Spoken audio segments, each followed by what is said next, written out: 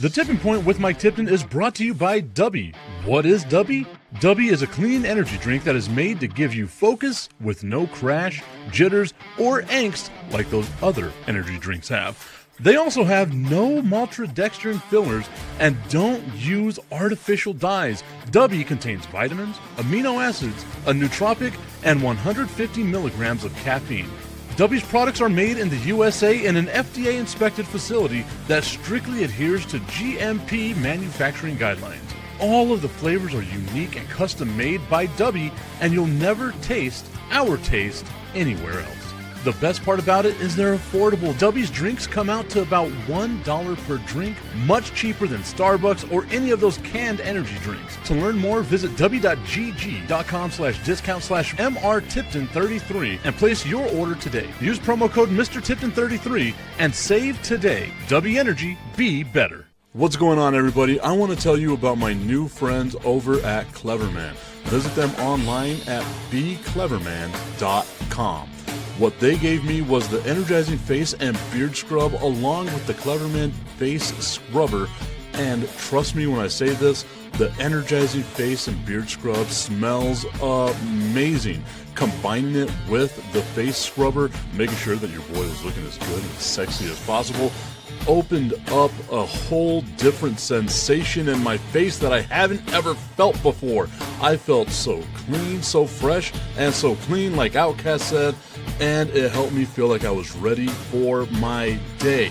Make sure you visit them online at becleverman.com and follow them on Instagram at clevermannyc. The link is up in my bio if you want to check out all the amazing products they have.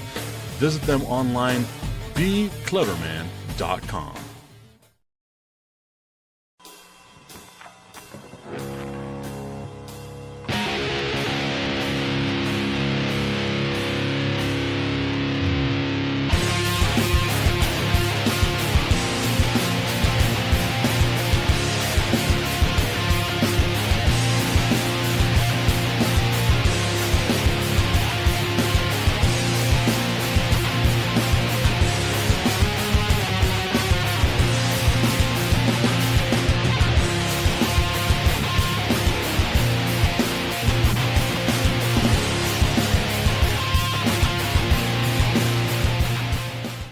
What's going on, y'all? It's time for the Tipping Point with Mike Tipton, hanging out with you here. We got our guy Augustine hanging out with us. I think what I need to do is like create new imaging for the show. It's like the Tipping Point with Mike Tipton, and then parenthetically, and Augustine. And the AP, the premier athlete. The premier athlete. You need to keep that straight. Come on, buddy. It's not like I'm wearing a cap or something to the show. Anyway. All right, Augustine. So we've got a lot of stuff that we can talk about in the world of sports today. I mean, the coaching carousel has been going crazy. Obviously, we have the AFC Championship and the NFC Championship coming up this weekend. The college football playoff came to an end in what was one of the most amazing games I've seen in college football in a while that didn't go to overtime. And I'm so happy. I'm so happy that Fernando Mendoza won when Trump was there. It just boggles the mind. I think my favorite thing that came out of that was it was like a quote.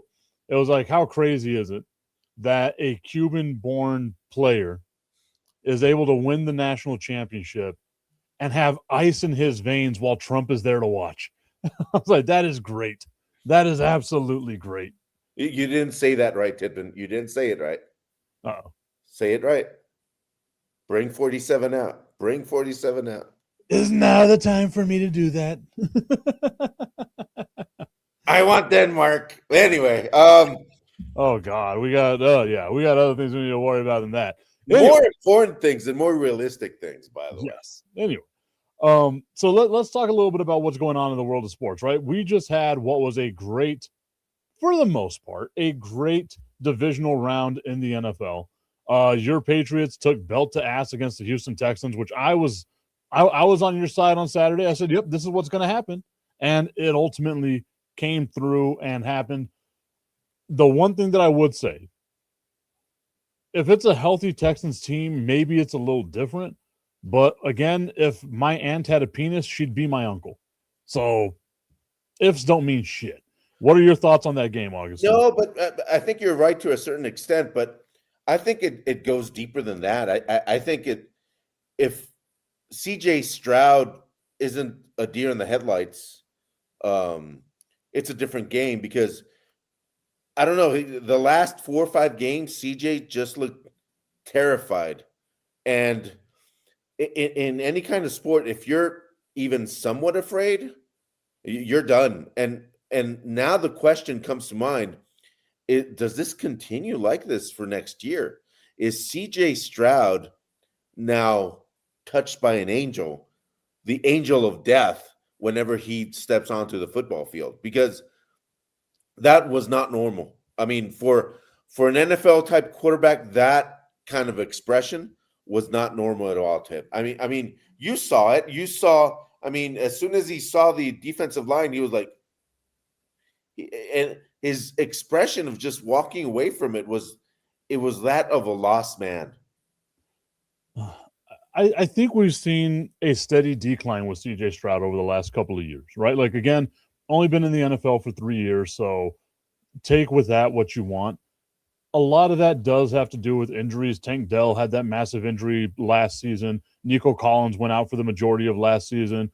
Stephon Diggs went out for the majority of last season as well, right? This year, you're expecting the Texans to retool. Nico Collins was healthy for the majority of the year. Tank Dell kind of was in and out. Dalton Schultz stepped up for them. Then you get into the divisional round against the Patriots, and they're just a hurt team.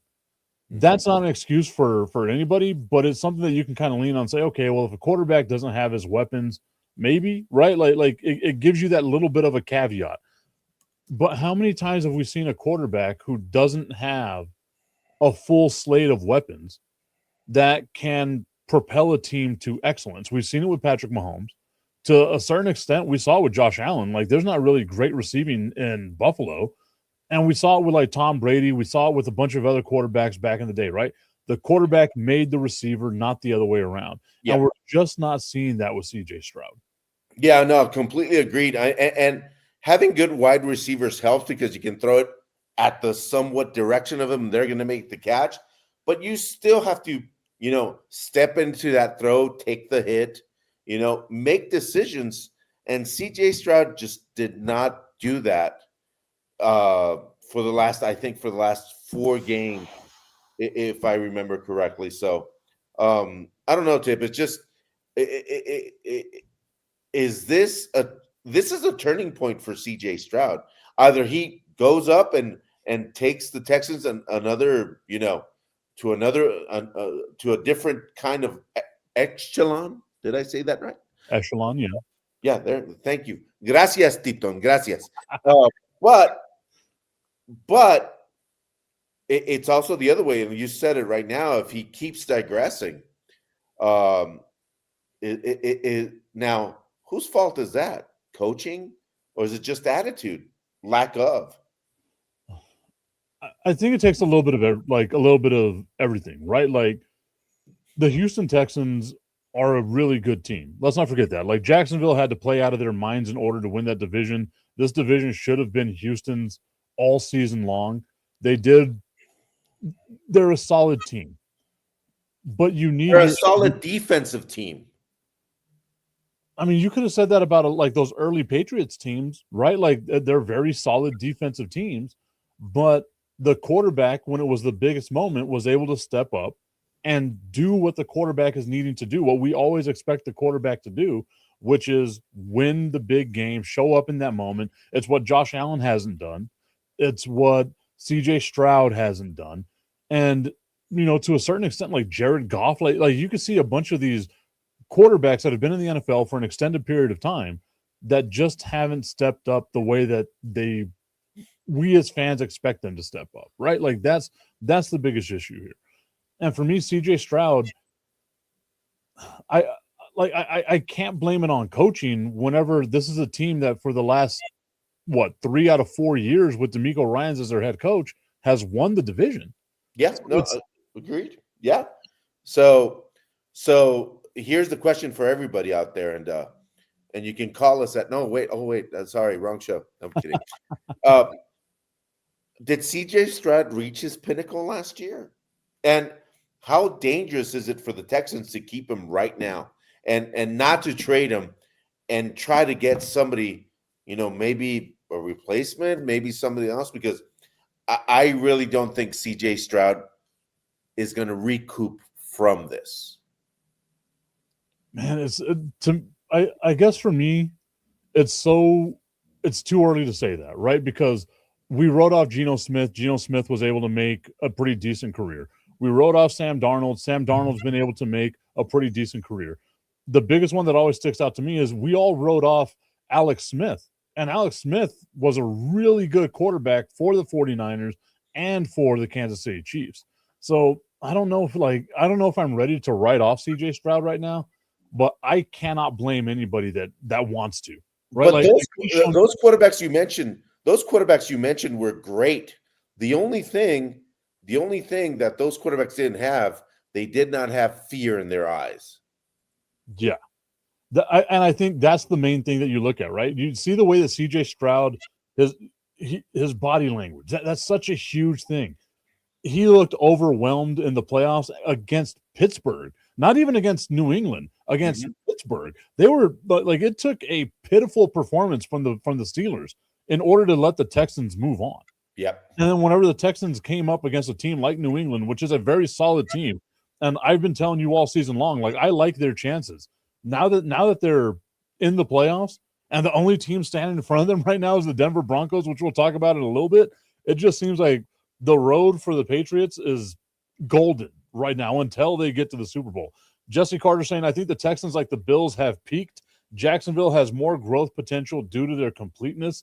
I would agree with that. That's the reason why I chose Jacksonville to win the division this year. And honestly, if I'm looking at it right now as well, I can see Jacksonville maybe not winning 13 games like they did this year, but I can see them winning the division again, and I can see the Texans taking another step back. What's up, Tommy? Hope you're having a great day, my guy. What's up, Tommy? And the thing is, Jacksonville has a real quarterback. But that's the thing, right? Like, as recently as last year and earlier this year, people were writing off Trevor Lawrence. Yep.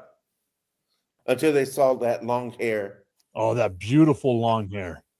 That beautiful long hair. I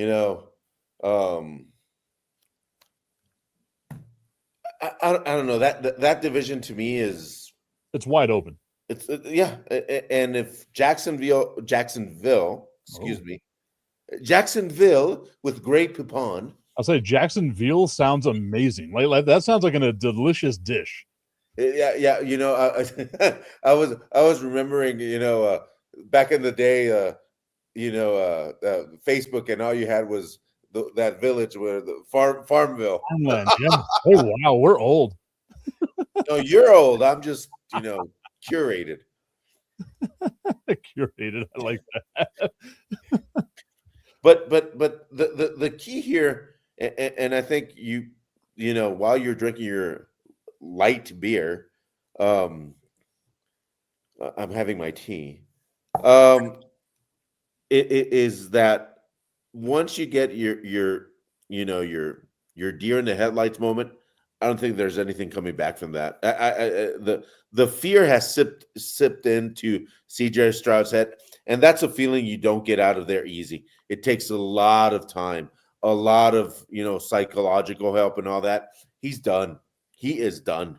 I'd love to disagree with you, but even if I name off like Sam Darnold or Mac Jones or any of these other guys out there, I don't think I've seen a quarterback have that look in their eyes when it came down to crunch time.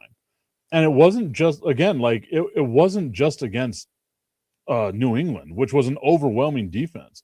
The amount of fumbles he had, the miscommunications they had in Pittsburgh, they were lucky. Like, I know the score was 30-6 when they beat Pittsburgh. It wasn't a 30-6 game. Like, that defense is a reason why they won that game that badly. Yeah, no, completely agreed. And I think we should go to the winners of that game and tell you that for anybody thinking that the Denver Broncos have a chance, what are you smoking? I mean, with Bo Nix, they had a decent shot. With Bo Nix, handling, and him not being scared of the other of the defense, they had a legitimate shot. Now you got Stedham, Stedham, How do you say it, Tip? Stidham. That one. He hasn't played a game since when, Tip? He hasn't played a game since 2023. Wow.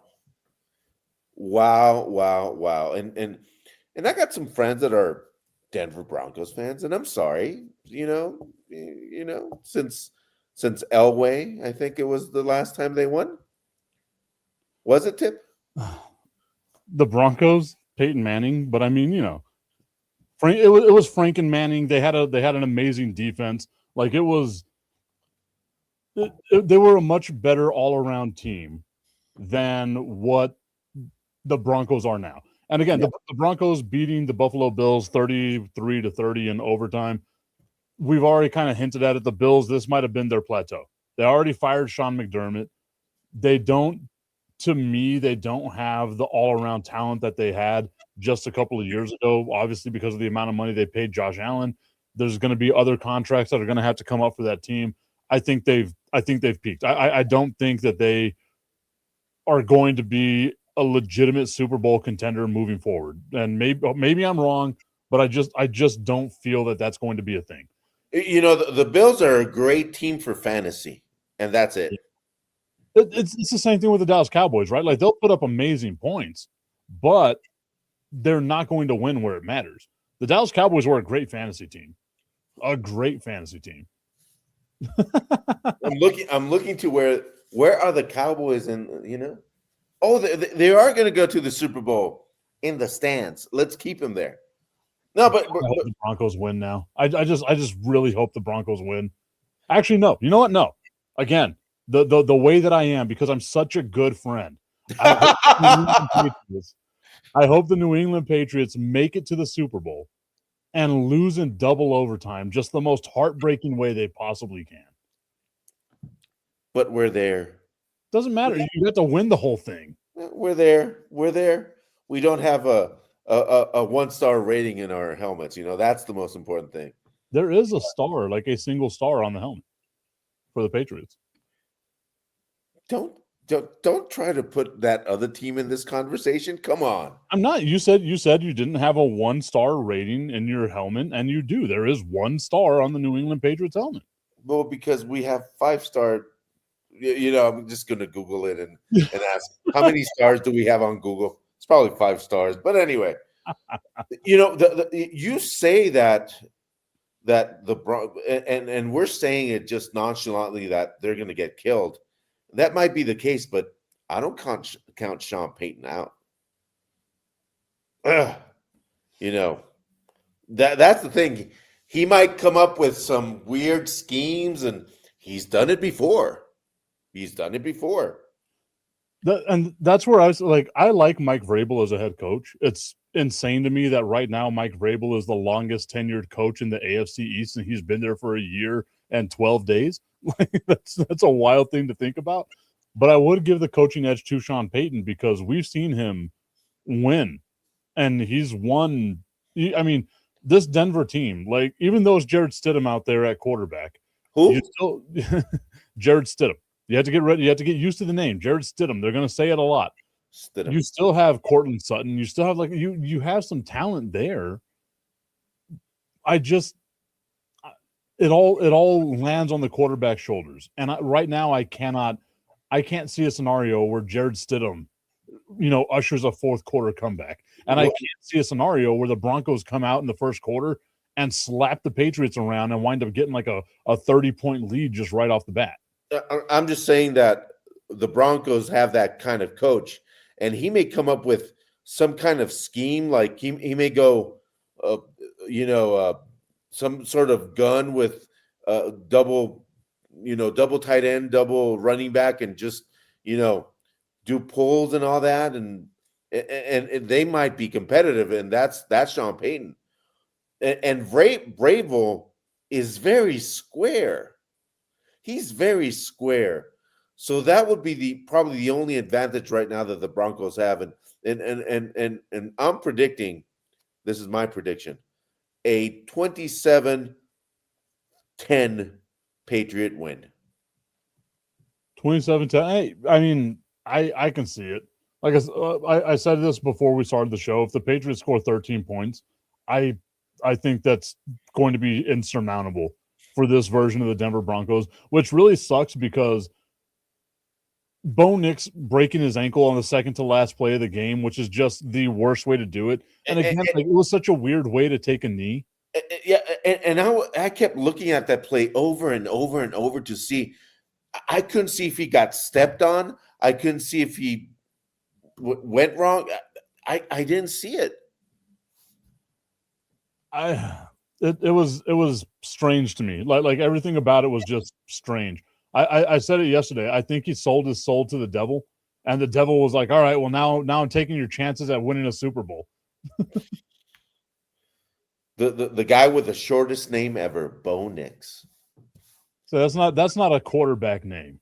You have to believe though. So I mean, at least you got that. Where that was stupid. Y'all deserve a better joke than that. I am looking it up right now. Don't Bo Nix it. The spread right now, and this is wild. The Patriots are a 5.5 point favorite on the road. To answer Tommy's question right now, on the road, the Patriots are a 5.5 point favorite. If you follow anything when it comes to betting or fantasy games or anything like that, the home team always gets between 2.5 to 3 points just for being the home team. They're like, the home field advantage gets you this.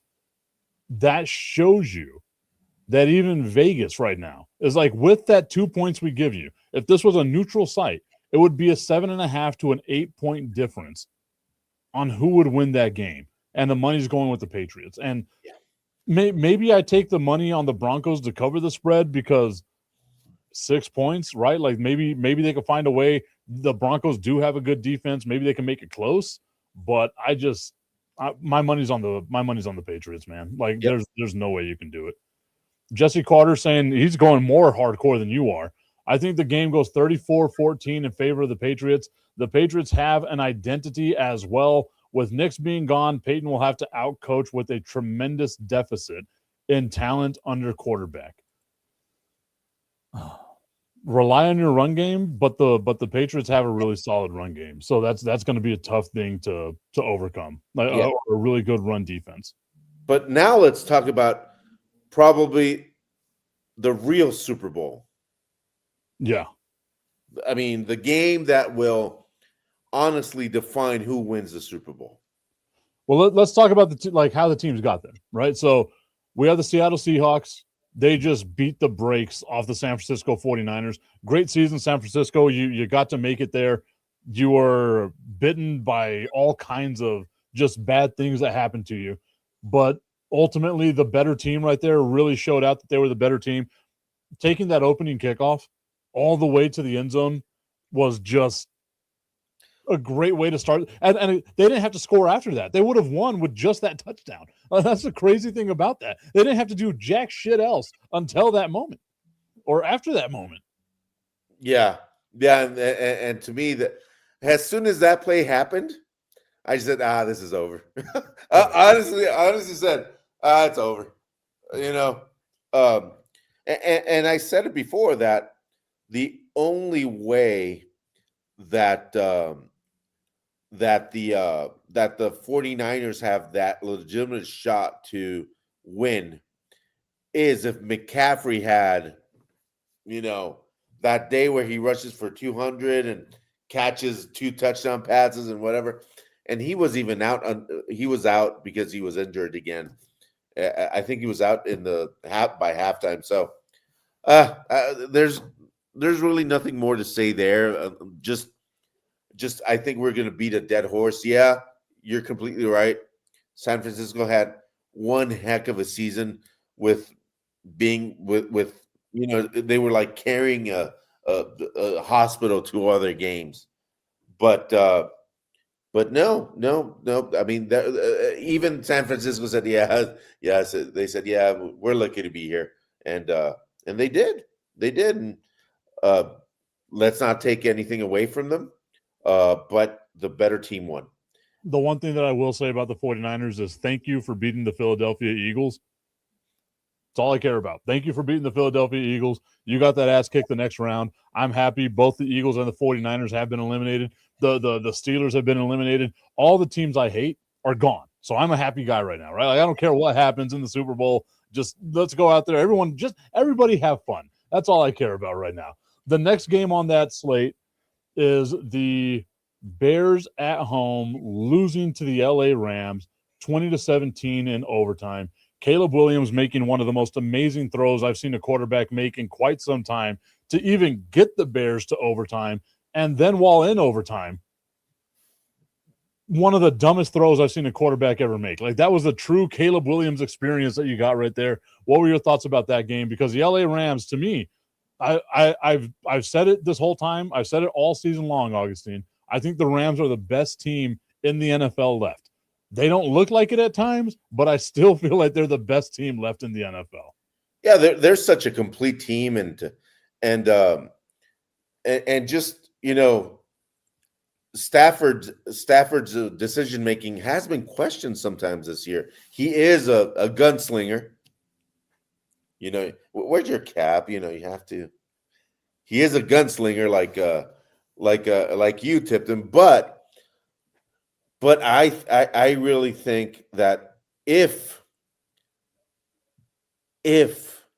they play like they did against the Bears, they will lose, because they weren't that complete team.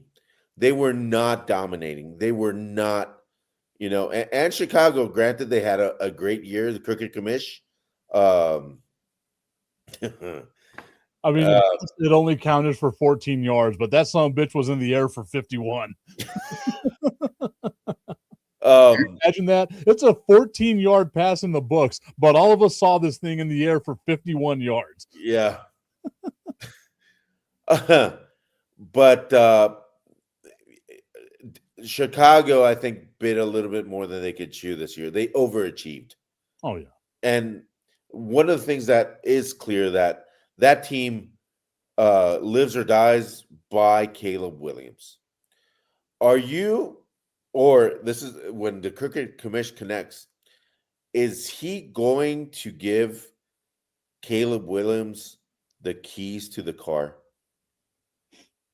Or is it gonna give him the keys to the Lamborghini, to the Ferrari, or is he gonna give him to the controlled Toyota Camry, which is a really nice car, but it's got its limitations. You know, you need to really take care of it for it to last a long time. So that's the thing. Are you ready to give Caleb Williams a free ride from this point on? I mean, I look at the talent that the Bears have, and they've got a ton of talent, right? Like, you got DJ Moore, you got Rome Odunze.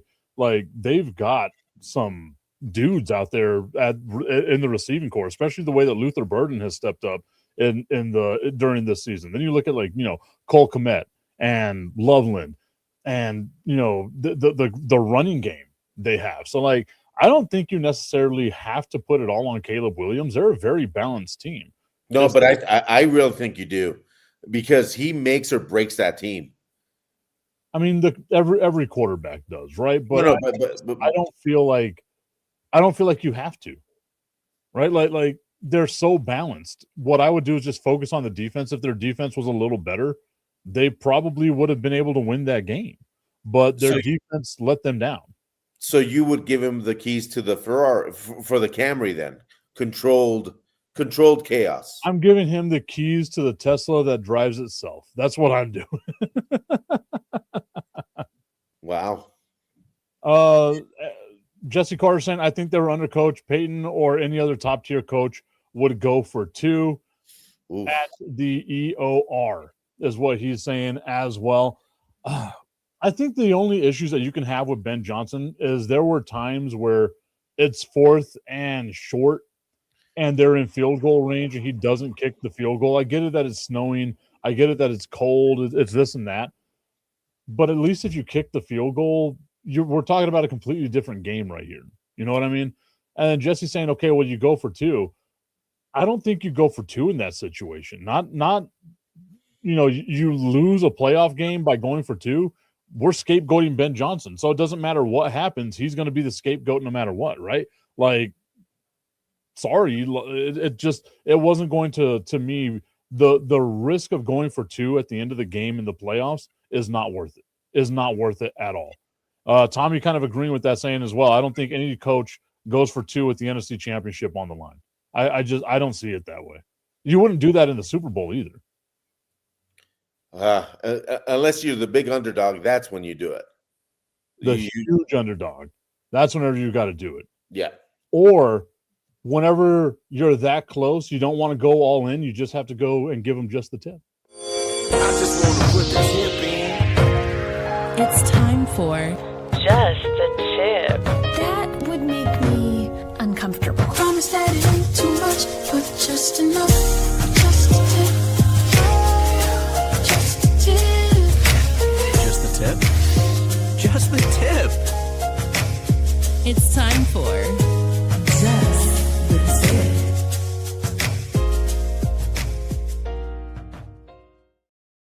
Tip, my aunt is listening. Be careful.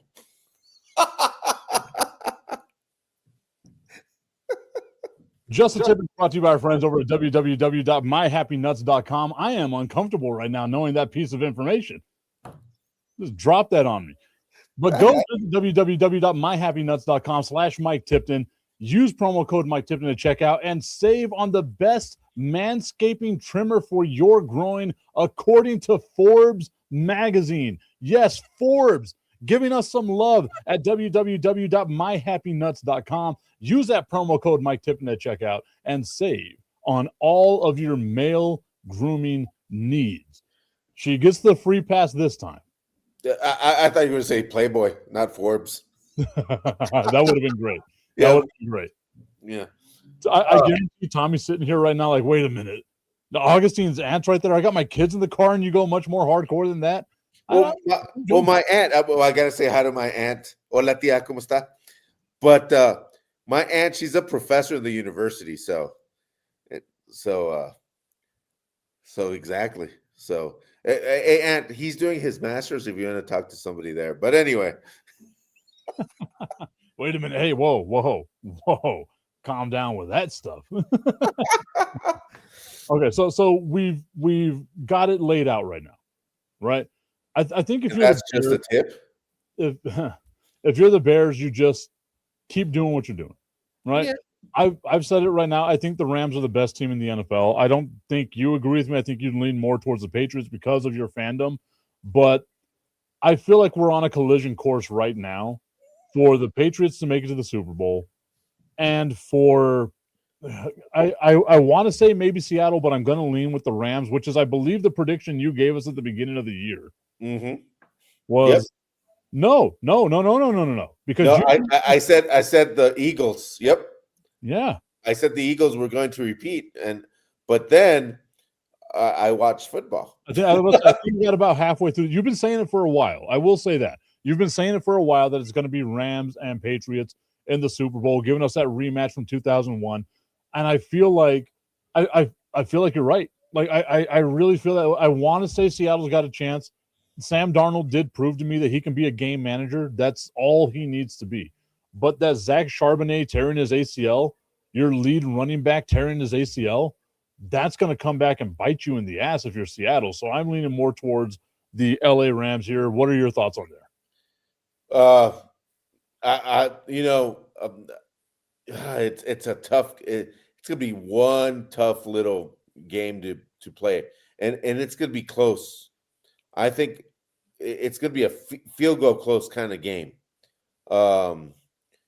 And the ones who have that killer instinct is the Rams. They've been there. And more than anything, I think if they're smart about it, they're going to go after Sam Darnold. They're going to really go after him and tell him, we're going to hit you so many times that you're just, you're going to be thinking about passing it. And he really hasn't proven to win the big game yet. He, like you said, he's a game manager. He's a Trent Dilfer. But there's a big but there. But but Trent didn't have the Rams right in front of him. So Rams win. Rams go to the Super Bowl, and Rams win the Super Bowl. Our guy, Bo Crouch, you've seen me do a couple of shows with him before in the past, saying right now he is going with his beloved Seattle Seahawks. He lives in Seattle. Obviously, he's leaning towards Seattle. And I was thinking about this, right? You think about Seattle and you say to yourself, okay, up north, probably going to be a weather game, degrees and sunny. That's the projection on Saturday. 44 degrees and sunny. It might be snowing in El Paso, but it's not going to be snowing in Seattle up there. So I don't think the weather is going to play much of a difference. The one thing that does play a huge difference for this team, though, is that's one hell of a home field advantage they have in Seattle. And if they get an early lead, it's going to be tough. You saw how quick the 49ers crumbled with just how loud that stadium got. I don't think that stadium was like anybody in the stadium was sitting down at all throughout the whole first half or second half of that game. Yeah, that's the epitome of that 12th man, and that decibel level just gets. I've never been to a game in Seattle, but that's on my bucket list. But every time they interview somebody, they go, "You just can't think." It's at that point where you just can't think, and I think if we were still that golden age of the NFL, that they would penalize stadiums for being loud, this would be the most penalized team in history of the NFL. Bo said the sentiment that I think a lot of people out there have of whoever wins the NFC is going to win the Super Bowl. And I kind of lean that way too, right? Like, again, I like the Patriots. I love what they're doing there. I love the way they've been building this team. Augustine, I had to try to convince you at the beginning of the season that this was going to be a really good team. They're better than I thought they were going to be. Denver won the division the way that we predicted they would. I just can't see New England beating either the Rams or the Seahawks. And I've got the Rams right now. Like I'm leaning more towards the Rams. Yeah, but I think the Rams is a better matchup for the Patriots than the Seahawks. Yeah. It's a better matchup for the Patriots, because if the Seahawks go ahead, Seahawks are going to crumple the Patriots, because that defense is just going to be so good against Drake May. You've got to remember, how old is Drake May? He's 24. So he's only in his second year. Yeah, I mean, and the thing is, he is the epitome of a game manager, because what is his percentage completion rate? 74, something crazy like that. So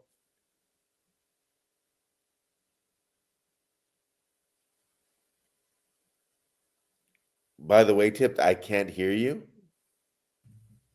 Damn. I hit a button. I was just gonna let that slide. I was just gonna go, and then when you come out and go, yeah, you're right, but I can't.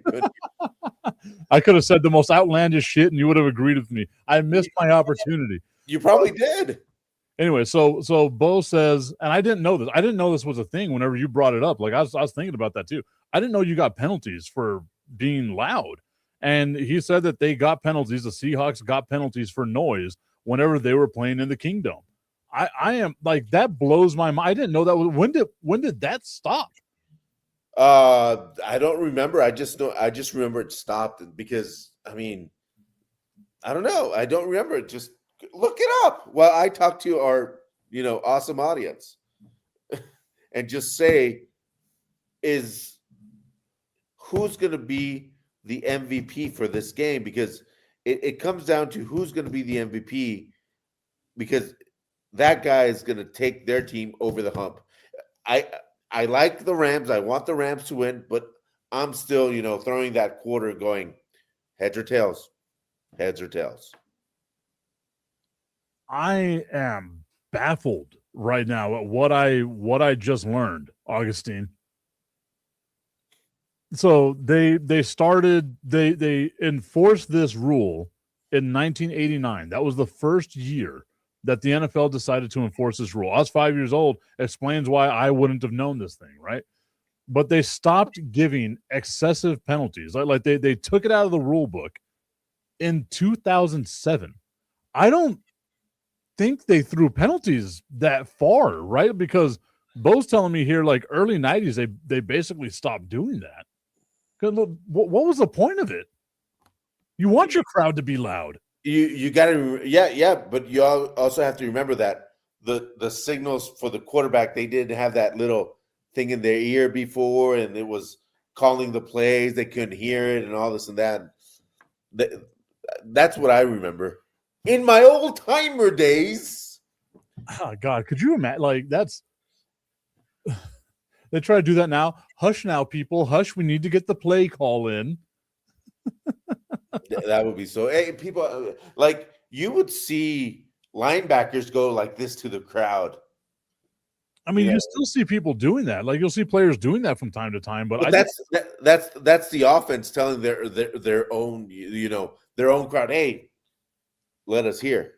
That's when the popularity of the silent count, they would get to that's when it started, the silent count. Wow, that's wild to me, dude. Like I am baffled by that. I need to look it up a little bit later, but like that's got to be one of the dumbest fucking rules I have ever heard of in my life. Sorry to your aunt. I just remembered that she was watching the show and heard me say the F-bomb. My apologies, mea culpa. I apologize. Please don't judge me. She's judging you already. And Bo saying it never worked. Seattle just got louder. I would do the same. Well, they're only going to penalize you so much. Like I feel like if you threw the flag, you're like, okay, crowd, you were too loud. They're just going to get louder. Well, I remember, and Bo, I don't know if you remember, if you saw it, that the refs had a natural decibel level in their hands, and you could actually, how they measure decibels, noise. They had that. I remember when I was a youngling looking at that going, what's a decibel level? Bo, I'm interested to see if you want to come on and talk. We got a few minutes left on the show. 17 minutes or so left on the show. You want to come on and talk, I'll send you the link. If not, it's cool. I understand. I wouldn't want to talk to me either. I don't know why Augustine subjects himself to doing this at least once a week. It's wild that you do that to yourself, Augustine. It's a pity show. So the Patriots, though, right? Like, we're not giving Denver any chance. Like, I know we said like maybe Sean Payton does something, but there's no chance in hell, right? Like it's just not going to happen. Yeah, unless they completely do the wrong, plan or whatever, and Drake May breaks both his legs on the same play, and something like that happens. No, and I'm sorry to say it, because if Bo Nix was healthy, it would have been a great game. Man, that's so heartbreaking too, because you want to see both teams. Obviously, you're not going to be fully healthy. I don't think any team at this point is ever fully healthy, but you want to see them at least give it a go, right? Like give it a shot. Instead, it's just like, oh, you're screwed. So best of luck to you. Hopefully something works out for you in the future, because like this. The chance of making a Super Bowl comes so, like, I know a lot of people think like it's a thing that like teams are predestined to do. It comes very few and far between. Yeah. This is the hand you're dealt, as you're missing your starting quarterback. Two plays before the end of the game. Like, wow. I feel bad for them. And I normally don't feel bad for anybody. Yeah, that's true. I feel bad for you having hair. It looks weird still, but anyway. It's going to be Patriots, Rams, and then I just hope my Patriots can do a miracle there and beat the Rams, and we can celebrate another patriotic, Super Bowl, MAGA Super Bowl. I think it would be fantastic. Bo, I went ahead and sent you that link. Bo said that he was cool to join in for a little bit. I sent him that link in your Facebook Messenger. So hopefully you get on. We can talk a little bit about some of the stuff that's going on here. In the meantime, while we wait for him, if we see that he can join or not, let's talk a little bit about that college football national championship game. Woo! That was so much fun to watch. The first 3 quarters were but that fourth quarter was so much fun to watch. And it was one of those games that you were sad for either team losing.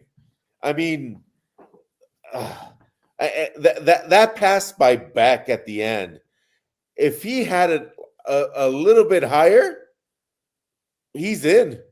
He is in. That was my thought process, is if he led the receiver a little more, if he just led the receiver a little more. I know it's double coverage. That safety was nowhere near where he needed to be. If he had just throws it over a little more, that's a touchdown, and we're talking about a completely different game. Yep. And respect for the Indiana players for saying, what a game by Miami. We couldn't have done this. This game would not be possible without Miami.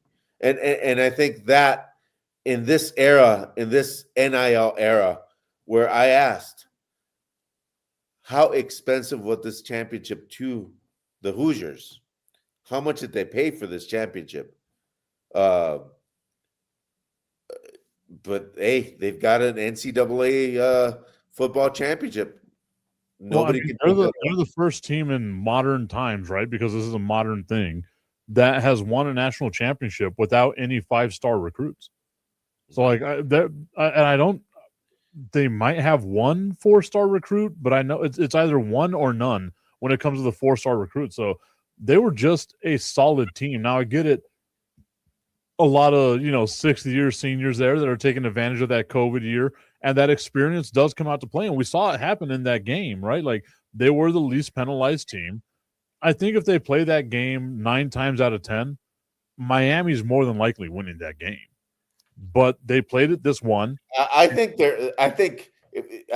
completely disagree, but I think if they play 10 times, 5 times Miami wins, 5 times Indiana wins, because they're so evenly matched. Just Miami starting to get that 80s kind of feel where speed kills. Yeah. They're basically just speed on acid and whatever is going on in Miami.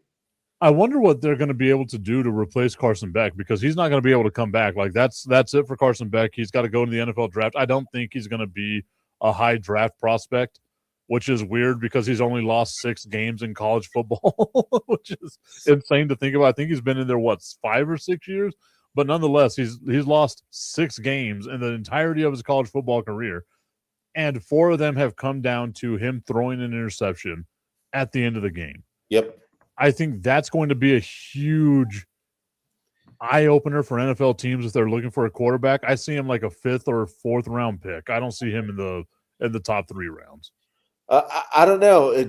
We've seen other quarterbacks that drop down, and all of a sudden they're great quarterbacks. You probably don't remember this guy, but Vinny Testaverde, who's a classic Browns quarterback, came out of Miami. He only lost, I think, 4 or 5 games also.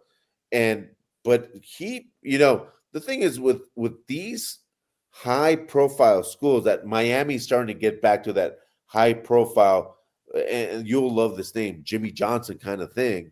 Yeah. It takes a lot to be there. And the thing is, with the way that college sports is at right now, they're basically pro, and I'm really saying that it's a pro team. Yeah, I mean, there's no way that I can disagree with you, right? Like, the amount of money that gets spent in college football right now, the amount of transfer that's out there, you can stack up your team and make a run. We just saw it right now with Indiana, right? Like, you can stack up your team and do amazing things. Maybe not win a national championship, but I mean, you can make some noise like Texas Tech did. The amount of money Texas Tech spent in NIL They become the number 4 ranked team. They make it to the college football playoff, which is huge for them because they hadn't even won a conference outright since 1956. So for them, like that's huge. That's a great deal. Like NIL has, to me, kind of evened the playing field a little bit, but it's also showed us the ugly side of what college football is now. Yeah. I think Texas Tech since Mahomes didn't matter really, and then it was since and you're gonna go, what, Augustine? You know that name since David Klingler. I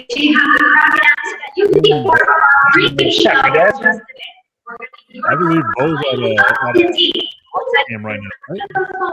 Right? Where are you, Bo? Yeah.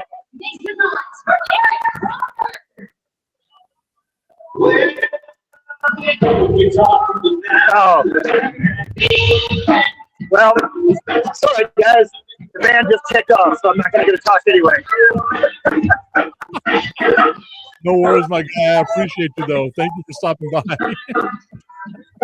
Thanks, Bo. The shortest appearance in Tipping Point history. I think what he was trying to do is he was trying to get somewhere before the game starts off. So if you don't know, Bo Crouch, big dude in Seattle, doing a bunch of awesome stuff out there. Covering. Bo, come on tomorrow. Bo, come on tomorrow, because without me, this is a boring show. You need to be on, Bo. We'll try to have. We'll see. I was thinking about doing. I need to expand the Tippyverse a little bit. We need to expand the Tippyverse, and I think having some more of my friends come on would be a good thing.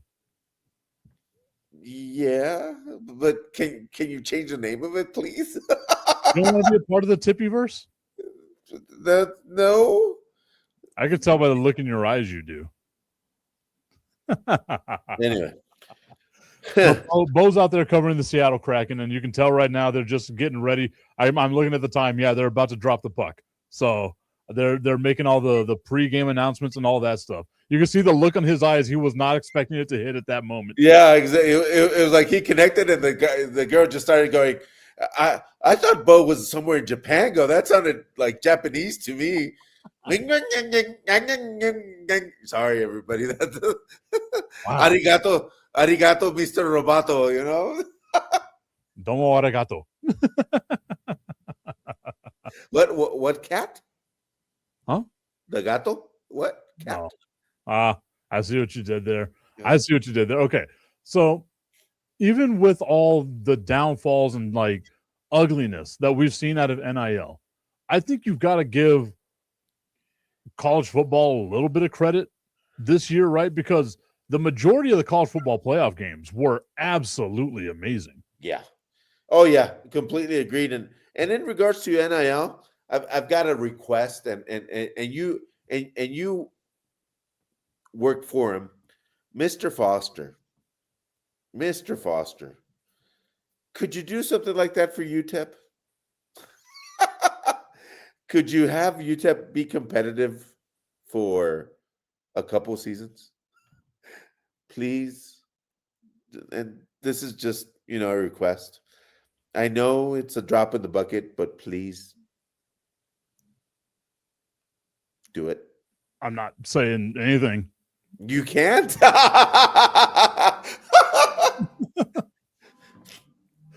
There we go. But I mean, I would love to see UTEP become competitive. I would love nothing more. But you're right. And it's not just the Paul Fosters that are out there that need to put their money where their mouth is. It's all the people out there that are constantly complaining about what UTEP brings to the table. I might not donate much, but I'm donating. Yeah, I give my $7,000 every single year when that little envelope comes in. Yeah, like I do what I can. You know what I mean? And I feel like if they had more people doing that, more alums doing that, the product might be slightly better. But I also understand the thought process of a lot of people, because I'm the same way. If I'm not getting an ROI, return on investment, then I'm probably going to pull my investment out. You know what I mean? Like I'm not going to leave a bunch of money. I'm not going to fund a money pit. And here's the thing, Tipton, and most importantly, and a lot of people don't understand, and people at UTEP need to understand, they need to do community events. Yeah. They need to go out to the community. They don't do that. They want people just to put their money to them and them not do nothing. Excuse me. You have to find a way to win the community back because your reputation in the community right now is not good. And I don't that's not us being super critical or anything like that of UTEP. It's just the fact of what the situation is now. It's not a good reputation in the city. And that's not a critique to Miss Wilson, President Wilson. That's a critique to Jim Center. That's a critique to Center, to Golding, to all those head coaches, to all those players that are saying, yeah, come out to the games. Yeah, you have to build an audience first. You go out to the junior high schools, go out to the high schools. Hey guys, we're here. Let's do a little pickup game or do a scrimmage somewhere. Even the UTEP basketball team went to Ciudad Juarez to do a scrimmage and do practices, and there were a lot of people from that practice went to UTEP games because I'm telling you, because they told me, yeah, I'm going to go, and they did. I mean, we can't argue with you, Tommy. UTEP sucks ass. Just say it, guys. I mean, they do, and I agree with you on that. You got to have a lot more community engagement, and I think the thing that stuck out to me was seeing how upset, and rightfully so, maybe not rightfully so. I understand the extenuating circumstances that happened, but how upset people were with Duke whenever there was a miscommunication and Duke didn't make it to the children's hospital, right? I understand how that's a bad look. Not necessarily Duke's fault, but I'm not going to completely, forgive them for missing something like that because that's a huge moment for those kids. Yep, etc. But if you're going to bring that energy towards Duke, but if there's one school that was going to do that, it was going to be Duke. Maybe Notre Dame, but but yeah, no, but that's my thing, right? If you're going to have that type of energy, bring that same energy towards UTEP. Yeah, because what community events have they done? What outreach have they done? And if they are, and they're not, telling people about it, they would be the first university in the history of schools to never, brag about what they're doing when it comes to community engagement. Tommy's saying, I need Denver to lose Sunday so that the Dallas Cowboys can get their new defensive coordinator signed. I agree.